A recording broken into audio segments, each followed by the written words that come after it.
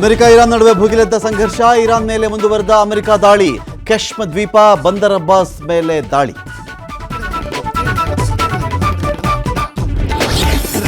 ಡಿಕೆಶಿ ಸರ್ಕಾರದಲ್ಲಿ ಸಚಿವ ಸಂಪುಟ ವಿಸ್ತರಣೆಗೆ ಸರ್ಕಸ್.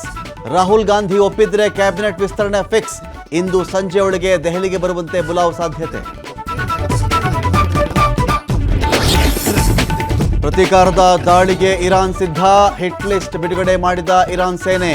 ಟ್ರಂಪ್, ನೆತನ್ಯಾಹು ಸೇರಿ 13 ವಿದೇಶಿ ನಾಯಕರ ಹೆಸರುಗಳು ಪ್ರಕಟ. ವಿಯೆಟ್ನಾಂ ದೋಣಿ ದುರಂತದಲ್ಲಿ 15 ಜನ ಸಾವಿನ ಪ್ರಕರಣ.